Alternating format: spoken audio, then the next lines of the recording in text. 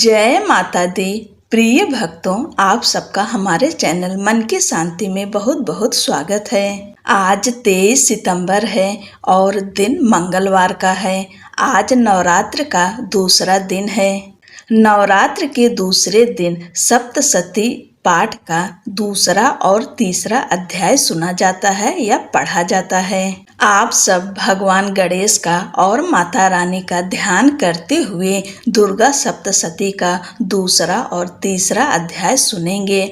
जो व्यक्ति दुर्गा सप्तशती का पाठ करता है या उसे सुनता है, उसे सभी प्रकार के सुख सुविधाएं प्राप्त होती है। प्राचीन कथाओं के अनुसार स्वयं ब्रह्मा जी ने इसे मानव कल्याण और रक्षा के लिए प्रदान किया है। दुर्गा सप्तशती का पाठ सुनने या पढ़ने का नियम है कि जब भी हम अध्याय हर दिन पढ़ेंगे या सुनेंगे, उससे पहले देवी दुर्गा का कवच, अर्गला स्तोत्र और कीलक स्तोत्र, यह तीनों स्तोत्र हर दिन रोज सबसे पहले सुनेंगे। उसके बाद अध्याय सुनेंगे। तो आप सब पहले कवच, अर्गला, कीलक सुनिए, उसके बाद दूसरे तीसरे अध्याय का श्रवण कीजिए। अंत में सिद्ध कुंजिका स्तोत्र अवश्य सुनिएगा। उसके बगैर सप्तशती का पाठ पूर्ण नहीं माना जाता। इसलिए आप सब पूरे वीडियो को पूरे भक्ति भाव के साथ सुने। मार्कंडे जी ने कहा, पितामह, जो इस संसार में परम गोपनीय तथा सभी मनुष्यों की सब प्रकार से रक्षा करने वाला है और जो अब तक आपने दूसरे किसी के सामने प्रकट नहीं किया हो, ऐसा कोई साधन मुझे बताइए। ब्रह्मा जी बोले, ब्रह्मान, ऐसा साधन तो एक देवी का कवच ही है, जो गोपनीय से भी परम गोपनीय, पवित्र तथा संपूर्ण प्राणियों का उद्धार करने वाला है। महामुने उसे श्रवण करो। देवी की 9 मूर्तियां हैं, जिन्हें 9 दुर्गा कहते हैं। उनके पृथक पृथक अर्थात अलग अलग नाम बतलाए जाते हैं। प्रथम नाम शैलपुत्री है, दूसरी मूर्ति का नाम ब्रह्मचारिणी है, तीसरा स्वरूप चंद्रघंटा के नाम से प्रसिद्ध है, चौथी मूर्ति को कुष्मांडा कहते हैं, पांचवी दुर्गा का नाम स्कंद माता है, देवी के छठे रूप को कात्यायनी कहते हैं, सातवां कालरात्रि और आठवां स्वरूप महागौरी के नाम से प्रसिद्ध है, नवमी दुर्गा का नाम सिद्धिदात्री है। ये सब नाम सर्वज्ञ महात्मा वेद भगवान के द्वारा ही प्रतिपादित हुए हैं। जो मनुष्य अग्नि में जल रहा हो, रणभूमि में शत्रु से घिर गया हो, विषम संकट में फंस गया हो तथा इस प्रकार भय से आतुर होकर जो भगवती की शरण में प्राप्त हुए हों, उनका कभी अमंगल नहीं होता। युद्ध के समय में संकट में पड़ने पर भी उनके ऊपर कोई विपत्ति नहीं दिखाई देती। उन्हें शोक, दुख और भय की प्राप्ति नहीं होती। जिन्होंने भक्ति पूर्वक देवी का स्मरण किया है, उनका निश्चय ही अभ्युदय होता है। देवेश्वरी, जो तुम्हारा चिंतन करते हैं, उनकी तुम निसंदेह रक्षा करती हो। चामुंडा देवी प्रेत पर आरूढ़ होती हैं, वाराही भैंस पर सवारी करती हैं, ऐन्द्री का वाहन ऐरावत हाथी है, वैष्णो देवी गरुड़ पर ही आसन जमाती हैं, माहेश्वरी वृषभ पर आरूढ़ होती हैं, कौमारी का वाहन मयूर है, भगवान विष्णु की प्रियतमा लक्ष्मी देवी कमल के आसन पर विराजमान हैं और हाथों में कमल धारण किए हुए हैं। वृषभ पर आरूढ़ ईश्वरी देवी ने श्वेत रूप धारण कर रखा है। ब्राह्मी देवी हंस पर बैठी हुई हैं और सब प्रकार के आभूषणों से विभूषित हैं। इस प्रकार से सभी माताएं सब प्रकार की योग शक्तियों से संपन्न हैं। इसके सिवा और भी बहुत सी देवियां हैं, जो अनेक प्रकार के आभूषणों की शोभा से युक्त तथा नाना प्रकार के रत्नों से सुशोभित हैं। ये संपूर्ण देवियां क्रोध में भरी हुई हैं और भक्तों की रक्षा के लिए रथ पर बैठी हुई दिखाई देती हैं। ये शंख, चक्र, गदा, शक्ति, हल और मूसल, खेटक तथा तोमर, परशु, पाश, कुंत और त्रिशूल एवं उत्तम सारंग, धनुष आदि अस्त्र शस्त्र अपने हाथों में धारण करती हैं। दैत्यों के शरीर का नाश करना, भक्तों को अभय दान देना और देवताओं का कल्याण करना, यही उनके शस्त्र धारण करने का उद्देश्य है। महान रौद्र रूप, अत्यंत घोर पराक्रम, महान बल और महान उत्साह वाली देवी, तुम महान भय का नाश करने वाली हो, तुम्हें नमस्कार है। तुम्हारी ओर देखना भी कठिन है। शत्रुओं का भय बढ़ाने वाली जगदम्बिके, मेरी रक्षा करो। पूर्व दिशा में ऐन्द्री, इंद्र शक्ति मेरी रक्षा करें। अग्निकोण में अग्नि शक्ति मेरी रक्षा करें। दक्षिण दिशा में वाराही तथा नैऋत्य कोण में खंडक धारणी मेरी रक्षा करें। पश्चिम दिशा में वारुणी और वायव्य कोण में मृग पर सवारी करने वाली देवी मेरी रक्षा करें।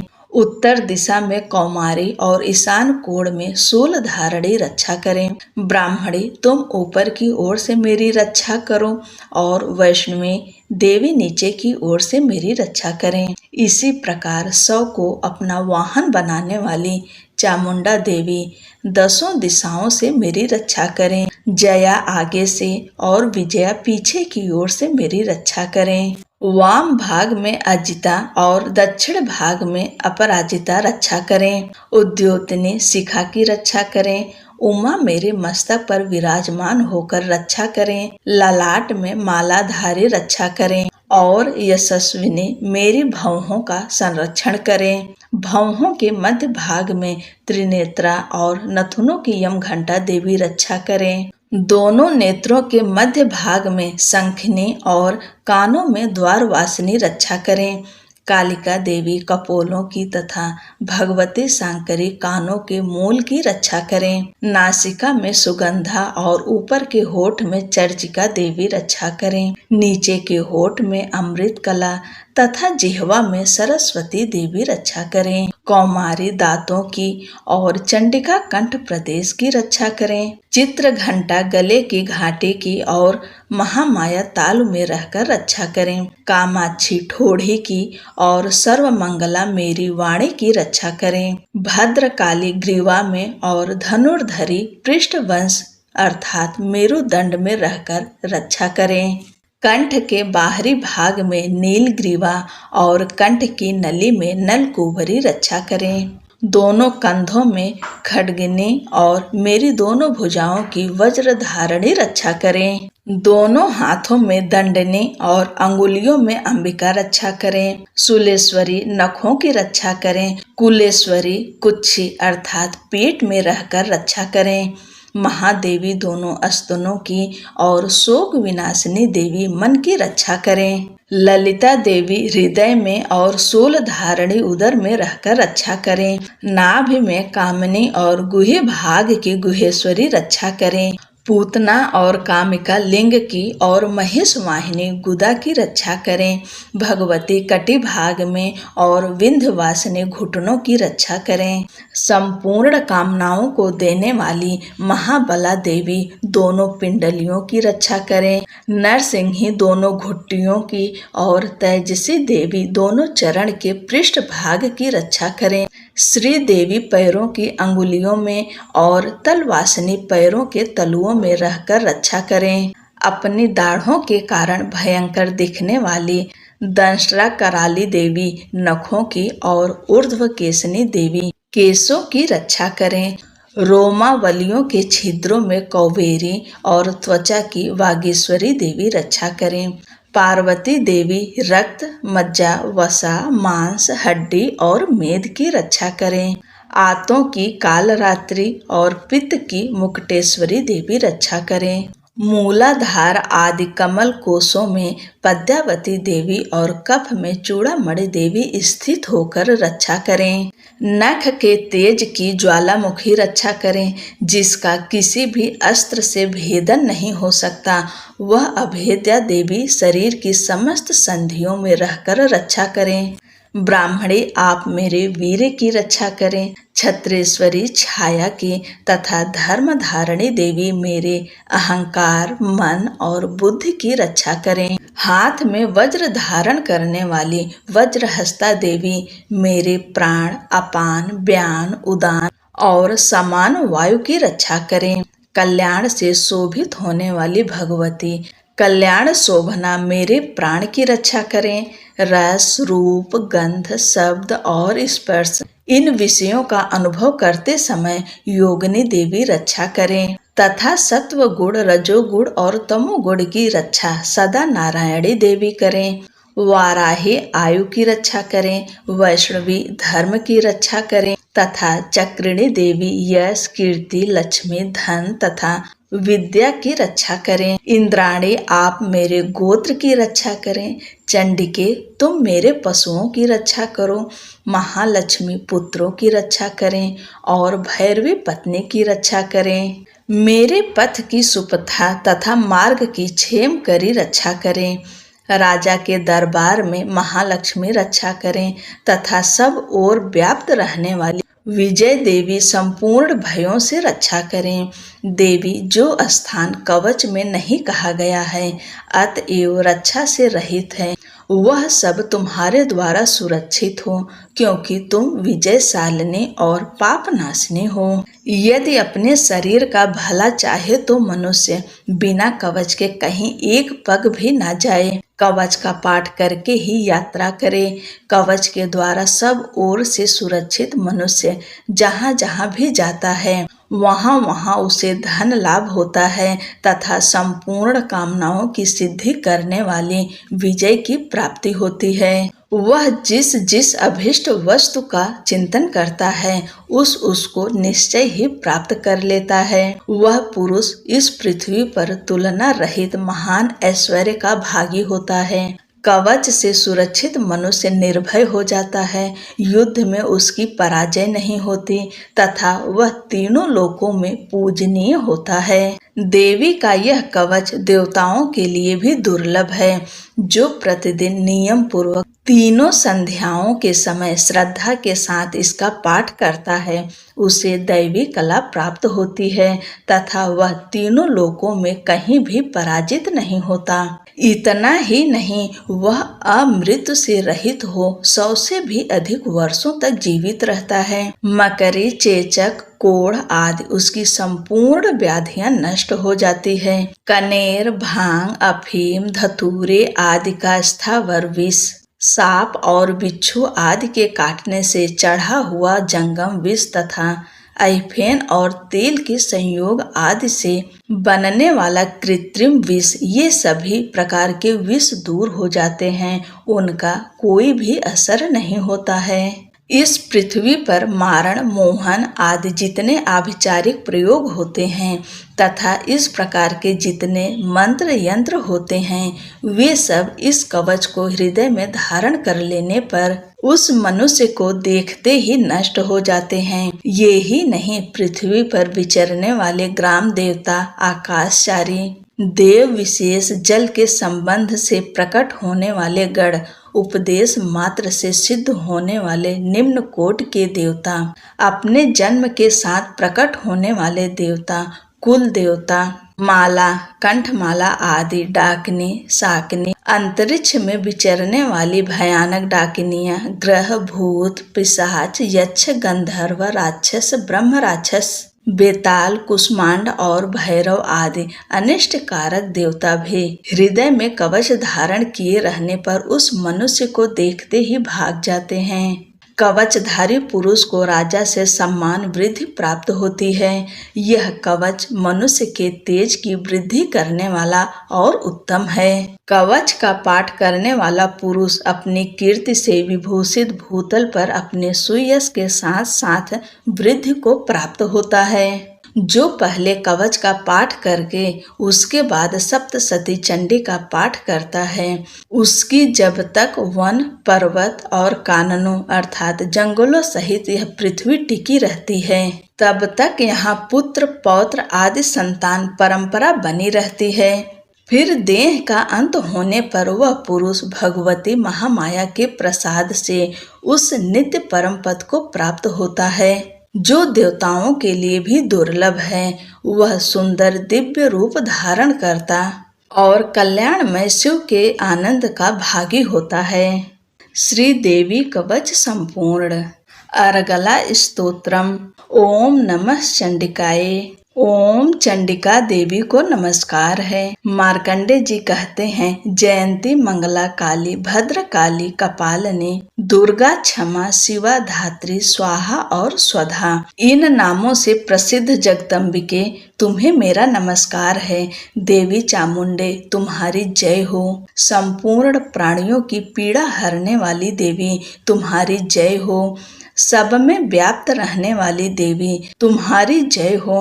काल रात्रि तुम्हें नमस्कार है। मधु और कैटभ को मारने वाली तथा ब्रह्मा जी को वरदान देने वाली देवी तुम्हें नमस्कार है। तुम मुझे रूप दो, जय दो, यश दो और काम क्रोध आदि शत्रुओं का नाश करो। महिषासुर का नाश करने वाली तथा भक्तों को सुख देने वाली देवी तुम्हें नमस्कार है। तुम रूप दो, जय दो, यश दो और काम क्रोध आदि शत्रुओं का नाश करो। रक्त बीज का वध और चंड मुंड का विनाश करने वाली देवी तुम रूप दो, जय दो, यश दो और काम क्रोध आदि शत्रुओं का नाश करो। शुंभ और निशुंभ तथा धूम्रलोचन का मर्दन करने वाली देवी तुम रूप दो, जय दो, यश दो और काम क्रोध आदि शत्रुओं का नाश करो। सबके द्वारा वंदित युगल चरणों वाली तथा संपूर्ण सौभाग्य प्रदान करने वाली देवी तुम रूप दो, जय दो, यश दो और काम क्रोध आदि शत्रुओं का नाश करो।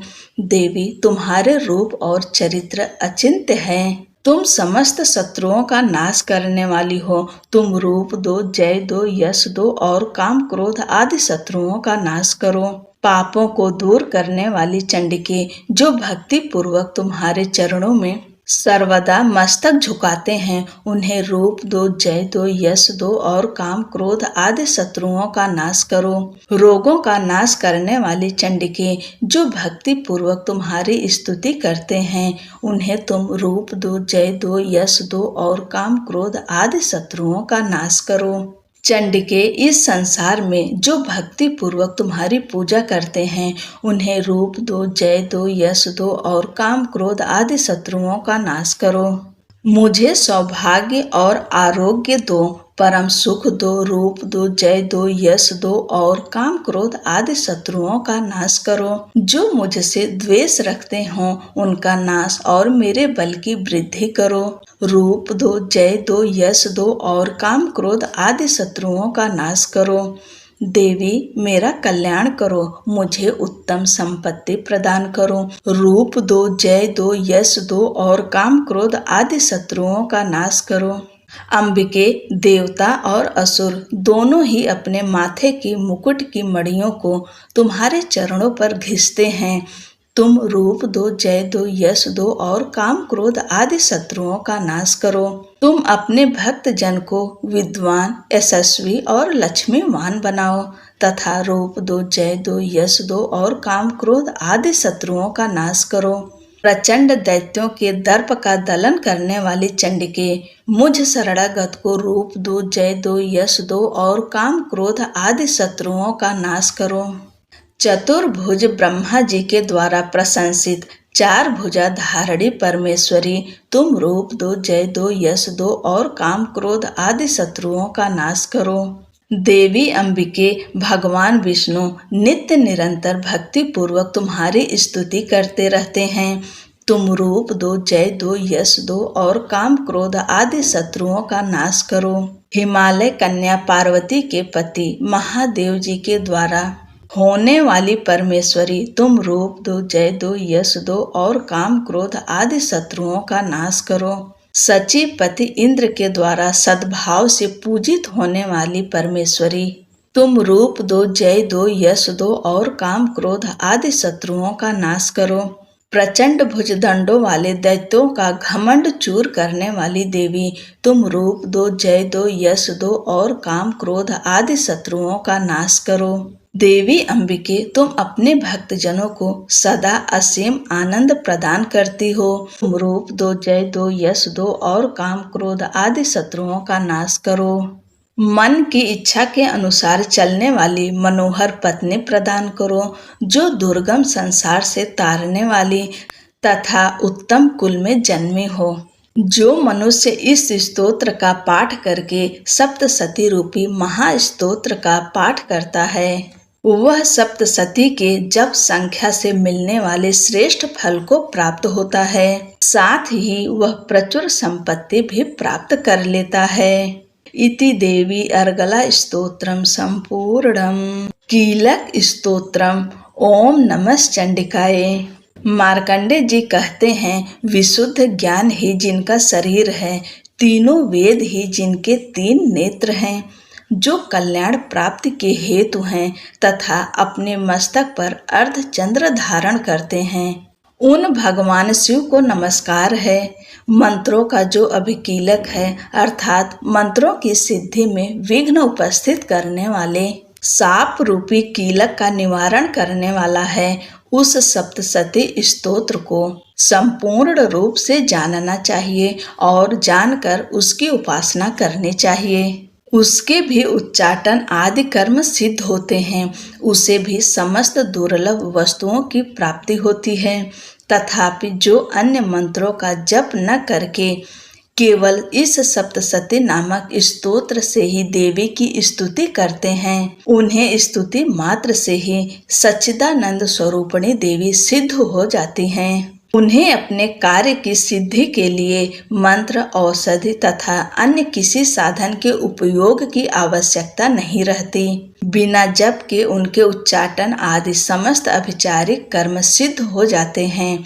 इतना ही नहीं, उनकी संपूर्ण अभीष्ट वस्तुएं भी सिद्ध होती है। लोगों के मन में यह शंका थी कि जब केवल सप्तशती की उपासना से भी सामान्य रूप से अथवा सप्तशती को छोड़कर अन्य मंत्रों की उपासना से भी सामान्य रूप से सब कार्य सिद्ध होते हैं, अब इनमें श्रेष्ठ कौन सा साधन है? लोगों की इस शंका को सामने रखकर भगवान शंकर ने अपने पास आए हुए जिज्ञासुओं को समझाया कि यह सप्तशती नामक संपूर्ण स्तोत्र ही सर्वश्रेष्ठ एवं कल्याणमय है। तदंतर भगवती चंडिका के सप्तशती नामक स्तोत्र को महादेव जी ने गुप्त कर दिया। सप्तशती के पाठ से जो पुण्य प्राप्त होता है, उसकी कभी भी समाप्ति नहीं होती, किंतु अन्य मंत्रों के जप जन्य पुण्य की समाप्ति हो जाती है। अतः भगवान शिव ने अन्य मंत्रों की अपेक्षा जो सप्तशती की ही श्रेष्ठता का निर्णय किया, उसे जानना चाहिए। अन्य मंत्रों का जप करने वाला पुरुष भी यदि सप्तशती के स्तोत्र और जप का अनुष्ठान कर ले, तो वह भी पूर्ण रूप से कल्याण का भागी होता है। इसमें तनिक भी संदेह नहीं है। जो साधक कृष्ण पक्ष की चतुर्दशी अथवा अष्टमी को एकाग्रचित होकर अपना सर्वस्व समर्पित कर देता है और फिर उसे प्रसाद रूप में ग्रहण करता है, उसी पर भगवती प्रसन्न होती हैं, अन्यथा उनकी प्रसन्नता नहीं प्राप्त होती। इस प्रकार सिद्धि के प्रतिबंधक रूप कील के महादेव जी ने इस स्तोत्र को कीलित कर रखा है। जो पूर्वोक्त रीति से निष्कीलन करके इस सप्तशती स्तोत्र का प्रतिदिन स्पष्ट उच्चारण पूर्वक पाठ करता है, वह मनुष्य सिद्ध हो जाता है, वही देवी का पार्षद होता है और वही गंधर्व भी होता है। सर्वत्र विचरते रहने पर भी इस संसार में उसे कहीं भी भय नहीं होता। वह अपमृत्यु के वश में नहीं पड़ता तथा देह त्यागने के अनंतर मोक्ष प्राप्त कर लेता है। अतः कीलन को जानकर उसका परिहार करके ही सप्तशती का पाठ आरंभ करें। जो ऐसा नहीं करता उसका नाश हो जाता है। इसलिए कीलक और निष्कीलन का ज्ञान प्राप्त करने पर ही यह स्तोत्र निर्दोष होता है और विद्वान पुरुष इस निर्दोष स्तोत्र का ही पाठ आरंभ करते हैं। स्त्रियों में जो कुछ भी सौभाग्य आदि दृष्टिगोचर होता है, वह सब देवी के प्रसाद का ही फल है। अतः इस कल्याणमय स्तोत्र का सदा जप करना चाहिए। इस स्तोत्र का मंद स्वर से पाठ करने पर स्वल्प फल की सिद्धि होती है। अतः उच्च स्वर से ही इसका पाठ आरंभ करना चाहिए। जिनके प्रसाद से ऐश्वर्य, सौभाग्य, आरोग्य, संपत्ति, शत्रुनाश तथा परम मोक्ष की भी सिद्धि होती है। उन कल्याणमयी जगदम्बा की स्तुति मनुष्य क्यों नहीं करते। इति श्री देवी कीलक स्तोत्रम संपूर्णम। बोलो अम्बे मात की जय। दूसरा अध्याय। दूसरे अध्याय में देवताओं के तेज से देवी का प्रादुर्भाव और महिषासुर की सेना का वध का वर्णन है। विनियोग है। ओम मध्यम चरित्र के विष्णु ऋषि, महालक्ष्मी देवता, उषणिक छंद, शाकांभरी शक्ति, दुर्गा बीज, वायु तत्व और यजुर्वेद स्वरूप हैं। श्री महालक्ष्मी की प्रसन्नता के लिए मध्यम चरित्र के पाठ में इसका विनियोग है। ध्यानम। मैं कमल के आसन पर बैठी हुई प्रसन्न मुख वाली महिषासुर मर्दनी भगवती महालक्ष्मी का भजन करता हूँ, जो अपने हाथों में अक्षमाला, फरसा, गदा, बाण, वज्र, पद्य, धनुष, कुंडिका, दंड, शक्ति, खड्ग, ढाल, शंख, घंटा, मधुपात्र, शूल, पास और चक्र धारण करती हैं। ऋषि कहते हैं, पूर्व काल में देवताओं और असुरों में पूरे 100 वर्षों तक घोर संग्राम हुआ था। उसमें असुरों का स्वामी महिषासुर था और देवताओं के नायक इंद्र थे। उस युद्ध में देवताओं की सेना महाबली असुरों से परास्त हो गई। संपूर्ण देवताओं को जीतकर महिषासुर इंद्र बन बैठा। तब पराजित देवता प्रजापति ब्रह्मा जी को आगे करके उस स्थान पर गए जहां भगवान शंकर और विष्णु विराजमान थे। देवताओं ने महिषासुर के पराक्रम तथा अपनी पराजय का यथावत वृत्तांत उन दोनों देवेश्वरों से विस्तार पूर्वक कह सुनाया। वे बोले, भगवान महिषासुर सूर्य, इंद्र, अग्नि, वायु, चंद्रमा, यम, वरुण तथा अन्य देवताओं के भी अधिकार छीनकर स्वयं ही सबका अधिष्ठाता बन बैठा है। उस दुरात्मा महिष ने समस्त देवताओं को स्वर्ग से निकाल दिया है। अब वे मनुष्यों की भांति पृथ्वी पर विचरते हैं। दैत्यों की यह सारी करतूत हमने आप लोगों से कह सुनाई। अब हम आपकी शरण में आए हैं, उसके वध का कोई उपाय सोचिए। इस प्रकार देवताओं के वचन सुनकर भगवान विष्णु और शिव ने दैत्यों पर बड़ा क्रोध किया। उनकी भौहें तन गई और मुंह टेढ़ा हो गया। तब अत्यंत कोप से भरे हुए चक्रपाणी श्री विष्णु के मुख से एक महान तेज प्रकट हुआ। इसी प्रकार ब्रह्मा, शंकर तथा इंद्र आदि अन्यान्य देवताओं के शरीर से भी बड़ा भारी तेज निकला। वह सब मिलकर एक हो गया। महान तेज का वह पुंज जाज्वल्यमान पर्वत सा जान पड़ा। देवताओं ने देखा, वहां उसकी ज्वालाएं संपूर्ण दिशाओं में व्याप्त हो रही थी। संपूर्ण देवताओं के शरीर से प्रकट हुए उस तेज की कहीं तुलना नहीं थी। एक मात्र होने पर वह एक नारी के रूप में परिणत हो गया और अपने प्रकाश से तीनों लोकों में व्याप्त जान पड़ा। भगवान शंकर का जो तेज था, उससे उस देवी का मुख प्रकट हुआ। यमराज के तेज से उसके सिर में बाल निकल आए। श्री विष्णु भगवान के तेज से उसकी भुजाएं उत्पन्न हुई। चंद्रमा के तेज से दोनों स्तनों का और इंद्र के तेज से मध्य भाग अर्थात कटि प्रदेश का प्रादुर्भाव हुआ। वरुण के तेज से जंघा और पिंडली तथा पृथ्वी के तेज से नितंब भाग प्रकट हुआ। ब्रह्मा के तेज से दोनों चरण और सूर्य के तेज से उसकी अंगुलियां हुई। वसुओं के तेज से हाथों की अंगुलियां और कुबेर के तेज से नासिका प्रकट हुई। उस देवी के दांत प्रजापति के तेज से और तीनों नेत्र अग्नि के तेज से प्रकट हुए थे। उसकी भौहें संध्या के और कान वायु के तेज से उत्पन्न हुए। इसी प्रकार अन्यान्य देवताओं के तेज से भी उस कल्याणमयी देवी का आविर्भाव हुआ। तदंतर समस्त देवताओं के तेजपुंज से प्रकट हुई देवी को देखकर महिषासुर के सताए हुए देवता बहुत प्रसन्न हुए। पिनाकधारी भगवान शंकर ने अपने शूल से एक शूल निकालकर उन्हें दिया। फिर भगवान विष्णु ने भी अपने चक्र से चक्र उत्पन्न करके भगवती को अर्पण किया। वरुण ने भी शंख भेंट किया। अग्नि ने उन्हें शक्ति दी और वायु ने धनुष तथा बाण से भरे हुए 2 तरकस प्रदान किए। सहस्त्र नेत्रों वाले देवराज इंद्र ने अपने वज्र से वज्र उत्पन्न करके दिया और एरावत हाथी से उतारकर 1 घंटा भी प्रदान किया। यमराज ने काल दंड से दंड, वरुण ने पास, प्रजापति ने स्फटिकाक्ष की माला तथा ब्रह्मा जी ने कमंडलु भेंट किया। सूर्य ने देवी के समस्त रोमकूपों में अपनी किरणों का तेज भर दिया। काल ने उन्हें चमकती हुई ढाल और तलवार दी। क्षीर समुद्र ने उज्ज्वल हार तथा कभी जीर्ण न होने वाले 2 दिव्य वस्त्र भेंट किए। साथ ही उन्होंने दिव्य चूड़ामणि, 2 कमंडलु कड़े, उज्ज्वल अर्धचंद्र, सब बाहुओं के लिए केयूर, दोनों चरणों के लिए निर्मल नूपुर, गले की सुंदर हंसली और सब अंगुलियों में पहनने के लिए रत्नों की बनी अंगूठियां भी दी।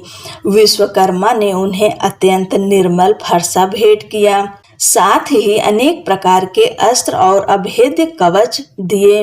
इनके सिवा मस्तक और वक्षस्थल पर धारण करने के लिए कभी न कुम्हलाने वाली कमलों की मालाएं दी। जलधि ने उन्हें सुंदर कमल का फूल भेंट किया। हिमालय ने सवारी के लिए सिंह तथा भांति भांति के रत्न समर्पित किए। धनाध्यक्ष कुबेर ने मधु से भरा पान पात्र दिया तथा संपूर्ण नागों के राजा शेष ने, जो इस पृथ्वी को धारण करते हैं, उन्हें बहुमूल्य मणियों से विभूषित नागहार भेंट दिया। इसी प्रकार अन्य देवताओं ने भी आभूषण और अस्त्र शस्त्र देकर देवी का सम्मान किया। तत्पश्चात उन्होंने बारंबार अट्ठास पूर्वक उच्च स्वर से गर्जना की। उनके भयंकर नाद से संपूर्ण आकाश गूंज उठा। देवी का वह अत्यंत उच्च स्वर से किया हुआ सिंहनाद कहीं समा न सका। आकाश उसके सामने लघु प्रतीत होने लगा। उससे बड़े जोर की प्रतिध्वनि हुई, जिससे संपूर्ण विश्व में हलचल मच गई और समुद्र कांप उठे। पृथ्वी डोलने लगी और समस्त पर्वत हिलने लगे। उस समय देवताओं ने अत्यंत प्रसन्नता के साथ सिंह वाहिनी भवानी से कहा, देवी तुम्हारी जय हो। साथ ही महर्षियों ने भक्ति भाव से विनम्र होकर उनका स्तमन किया।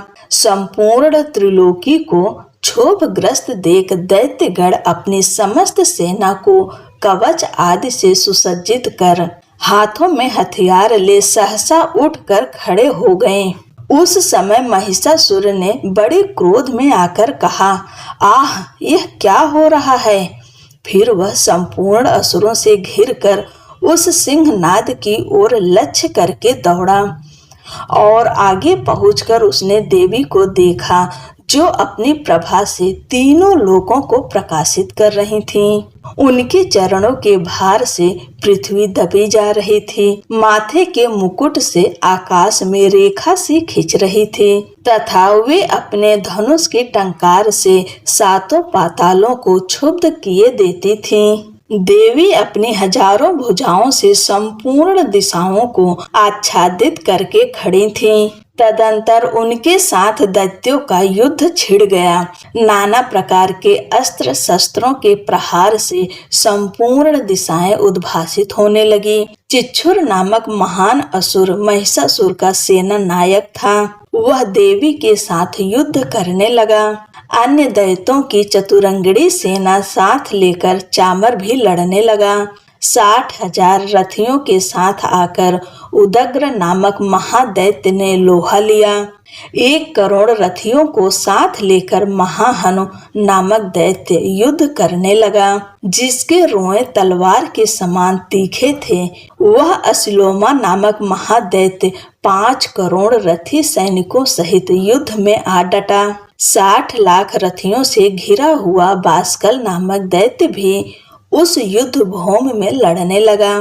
परिवारित नामक राक्षस हाथी सवार और घुड़सवारों के अनेक दलों तथा 1 करोड़ रथियों की सेना लेकर युद्ध करने लगा।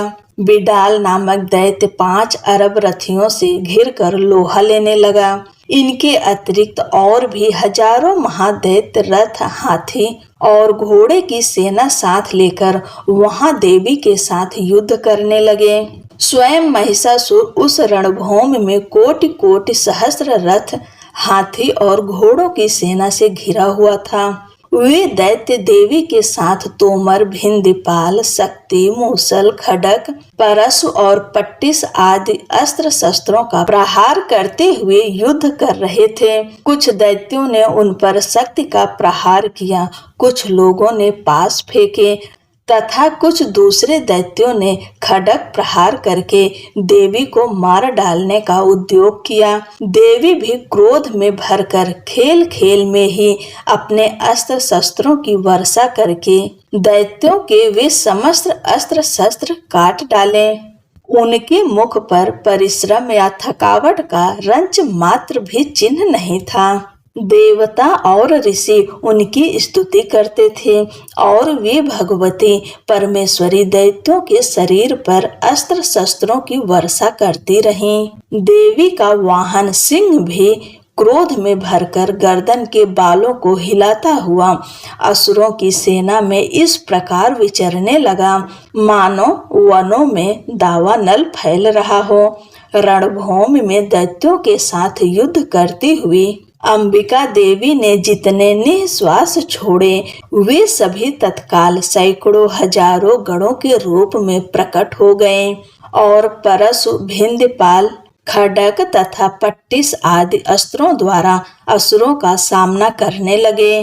देवी की शक्ति से बढ़े हुए वे गण असुरों का नाश करते हुए नगाड़ा और शंख आदि बाजे बजाने लगे। उस संग्राम महोत्सव में कितने ही गण मृदंग बजा रहे थे। तदंतर देवी ने शूल से, गदा से, शक्ति की वर्षा से और खड्ग आदि से सैकड़ों महादैत्यों का संहार कर डाला। कितनों को घंटे के भयंकर नाद से मूर्छित करके मार गिराया। बहुतेरे दैत्यों को पास से बांधकर धरती पर घसीटा।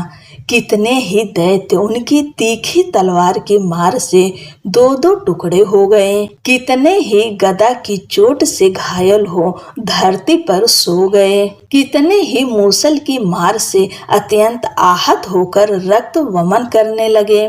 कुछ दैत्य शूल से छाती फट जाने के कारण पृथ्वी पर ढेर हो गए।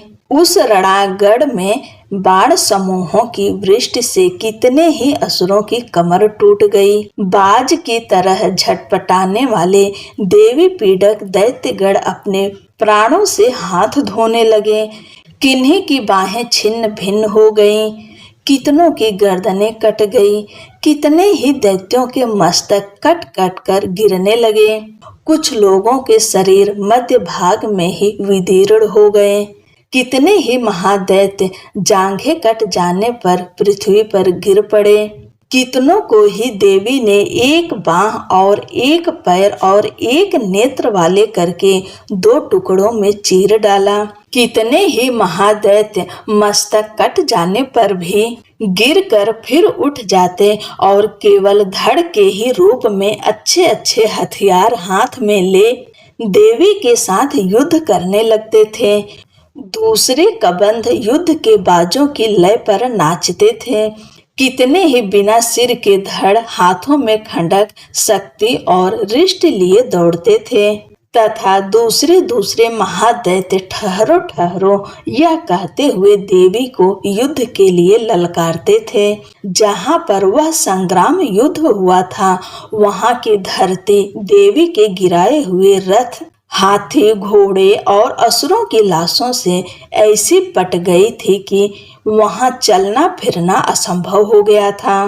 दैत्यों की सेना में हाथी, घोड़े और असुरों के शरीरों से इतनी अधिक मात्रा में रक्तपात हुआ था कि थोड़ी ही देर में वहां खून की बड़ी बड़ी नदियां बहने लगी। जगदम्बा ने असुरों की विशाल सेना को क्षण भर में नष्ट कर दिया। ठीक उसी तरह जैसे तृण और काठ के भारी ढेर को आग कुछ ही क्षणों में भस्म कर देती है, और वह सिंह भी गर्दन के बालों को हिला हिलाकर जोर जोर से गर्जना करता हुआ दैत्यों के शरीरों से मानो उनके प्राण चुन लेता था। वहां देवी के गणों ने भी उन महादैत्यों के साथ ऐसा युद्ध किया जिससे आकाश में खड़े हुए देवतागण उन पर बहुत संतुष्ट हुए और फूल बरसाने लगे।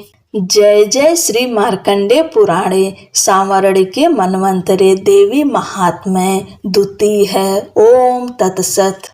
तीसरा अध्याय ध्यानम। जगदम्बा के श्री अंगों की कांति उदय काल के सहस्त्रों सूर्यों के समान है। वे लाल रंग की रेशमी साड़ी पहने हुए हैं। उनके गले में मुंडमाला शोभा पा रही है। दोनों स्तनों पे रक्त चंदन का लेप लगा है। वे अपने कर कमलों में जप मालिका, विद्या और अभय तथा वर नामक मुद्राएं धारण किए हुए हैं। 3 नेत्रों से सुशोभित मुखार बिंद की बड़ी शोभा हो रही है। उनके मस्तक पर चंद्रमा के साथ ही रत्नमय मुकुट बंधा है तथा वे कमल के आसन पर विराजमान हैं। ऐसे देवी को मैं भक्ति पूर्वक प्रणाम करता हूँ। ऋषि कहते हैं, दैत्यों की सेना को इस प्रकार तहस नहस होते देख महादैत्य सेनापति चिच्छुर क्रोध में भरकर अंबिका देवी से युद्ध करने के लिए आगे बढ़ा।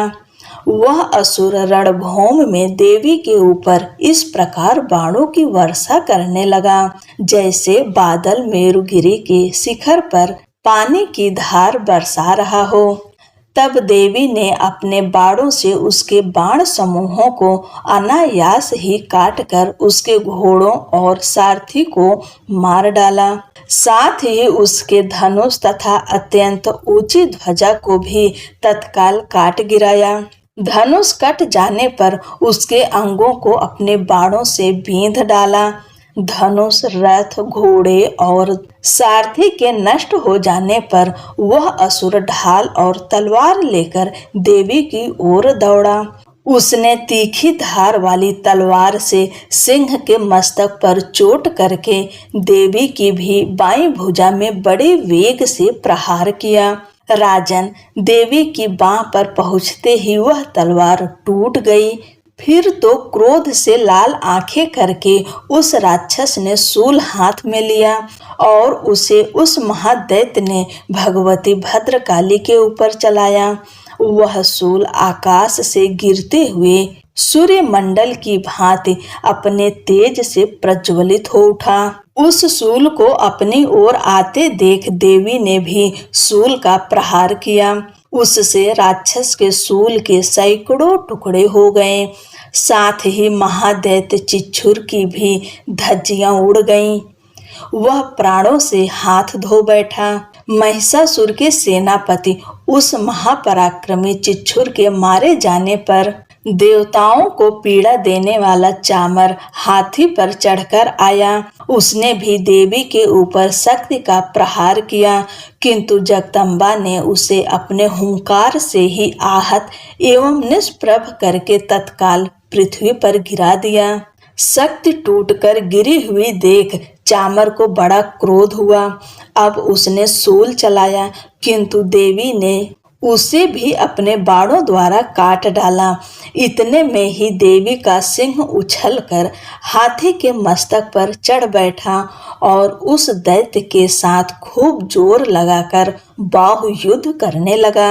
वे दोनों लड़ते लड़ते हाथी से पृथ्वी पर आ गए और अत्यंत क्रोध में भरकर एक दूसरे पर बड़े भयंकर प्रहार करते हुए लड़ने लगे।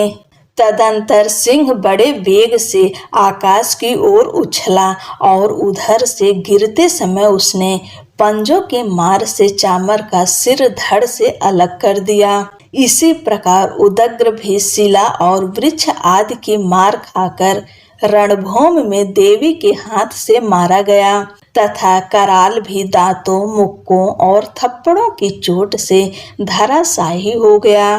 क्रोध में भरी हुई देवी ने गदा की चोट से उद्धत का कचूमर निकाल डाला।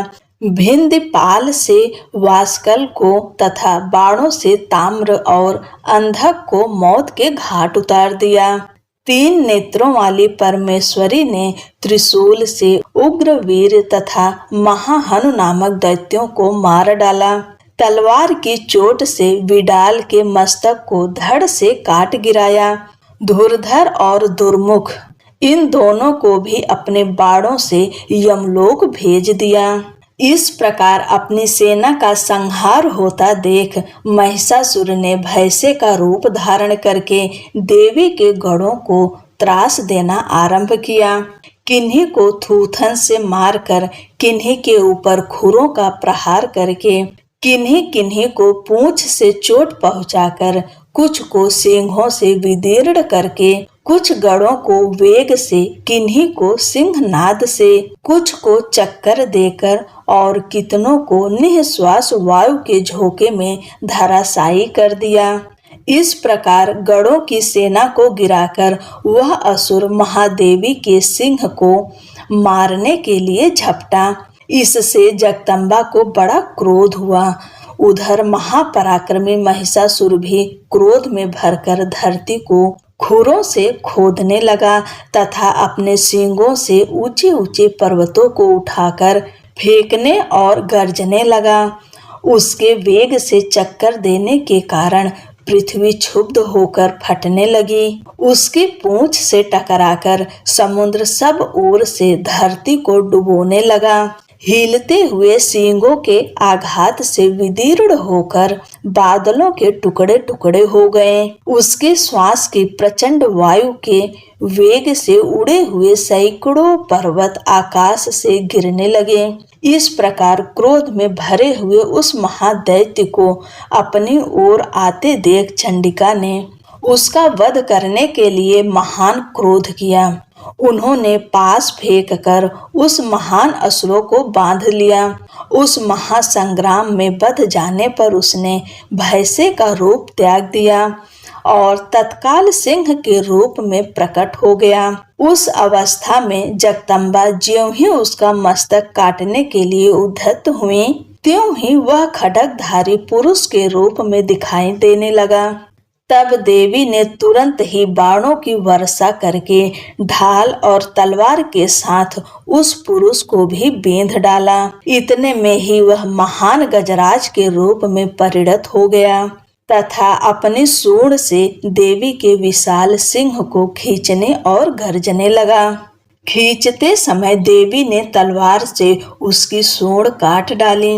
तब उस महादैत्य पुनः भैंसे का शरीर धारण कर लिया और पहले की ही भांति चराचर प्राणियों सहित तीनों लोकों को व्याकुल करने लगा।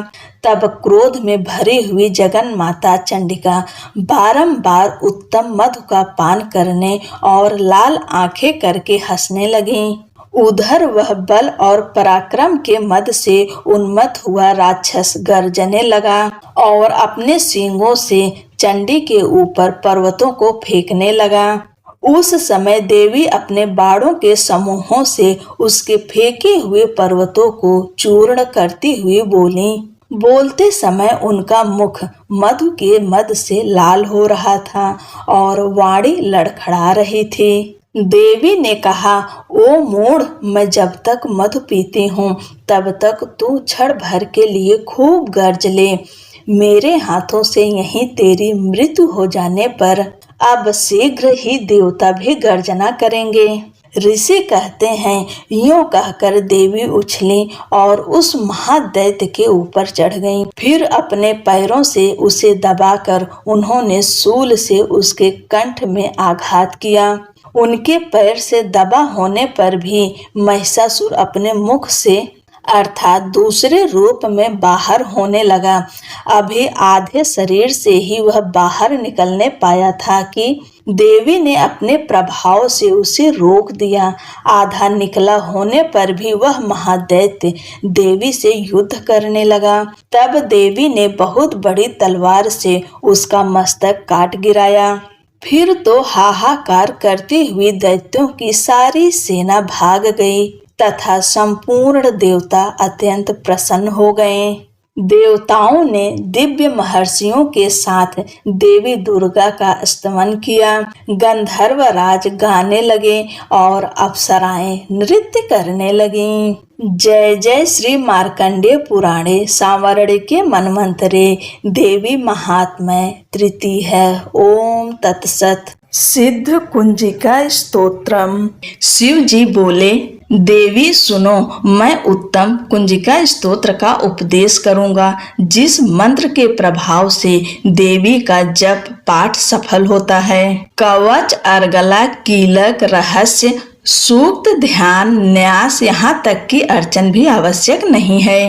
केवल कुंजिका के पाठ से दुर्गा पाठ का फल प्राप्त हो जाता है। यह कुंजिका अत्यंत गुप्त और देवों के लिए भी दुर्लभ है। हे पार्वती, स्वयोनि की भांति प्रयत्न पूर्वक गुप्त रखना चाहिए। यह उत्तम कुंजिका स्तोत्र केवल पाठ के द्वारा मारण, मोहन, वशीकरण, स्तंभन और उच्चाटन आदि आभिचारिक उद्देश्यों को सिद्ध करता है। मंत्र: ओम ऐं ह्रीं क्लीं चामुंडाय विच्चे। ओम ग्लौम होम क्लीम जोम सह ज्वाल ज्वाल ज्वल ज्वल प्रज्वल प्रज्वल ऐं ह्रीं क्लीं चामुंडाय विच्चे। ज्वल हम सम लम छम फट स्वाहा। मंत्र में आए बीजों का अर्थ जानना न संभव है, न आवश्यक और न ही वांछनीय, केवल जप पर्याप्त है। हे रुद्र रूपिणी, तुम्हें नमस्कार है। हे मधु दैत्य को मारने वाली, तुम्हें नमस्कार है। कैटभ विनाशिनी को नमस्कार। महिषासुर को मारने वाली देवी, तुम्हें नमस्कार है। शुंभ का हनन करने वाली और निशुंभ को मारने वाली, तुम्हें नमस्कार है। हे महादेवी, मेरे जप को जागृत और सिद्ध करो। ऐंकार के रूप में सृष्टि रूपिणी, ह्रीं के रूप में सृष्टि का पालन करने वाली, क्लीं के रूप में काम रूपिणी तथा अखिल ब्रह्मांड की बीज रूपिणी देवी, तुम्हें नमस्कार है। चामुंडा के रूप में तुम चंड विनाशिनी और ऐकार के रूप में वर देने वाली हो। विच्चय रूप में तुम नित्य ही अभय देती हो। इस प्रकार ऐं ह्रीं क्लीं चामुंडाय विच्चय तुम इस मंत्र का स्वरूप हो। धाम, धीम, धोम के रूप में धुर्जटी अर्थात शिव की तुम पत्नी हो। वाम, वीम, ओम के रूप में तुम वाणी की अधीश्वरी हो। क्राम, क्रीम, क्रोम के रूप में कालिका देवी, साम, सीम, सोम के रूप में मेरा कल्याण करो। होम, होम, हुंकार स्वरूपिणी, जम, जम, जम, जम्भनादिनी, भ्राम, भ्रीम, भ्रोम के रूप में हे कल्याणकारिणी भैरवी भवानी, तुम्हें बार बार प्रणाम।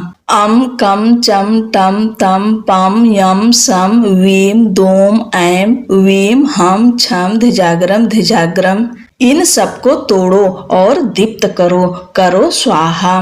पाम, पीम, पोम के रूप में तुम पार्वती पूर्णा हो। खाम, खीम, खोम के रूप में तुम खेचरी अर्थात आकाश चारणी अथवा खेचरी मुद्रा हो। साम, सीम, सोम स्वरूपिणी सप्तसती देवी के मंत्र को मेरे लिए सिद्ध करो।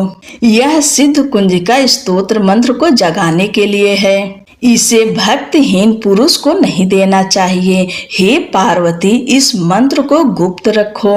हे देवी, जो बिना कुंजिका के सप्तसती का पाठ करता है उसे उसी प्रकार सिद्धि नहीं मिलती जिस प्रकार वन में रोना निरर्थक होता है। इस प्रकार श्री रुद्रयामल के गौरी तंत्र में शिव पार्वती संवाद में सिद्ध कुंजिका स्तोत्र संपूर्ण हुआ। बोलो जगत जननी माता की जय।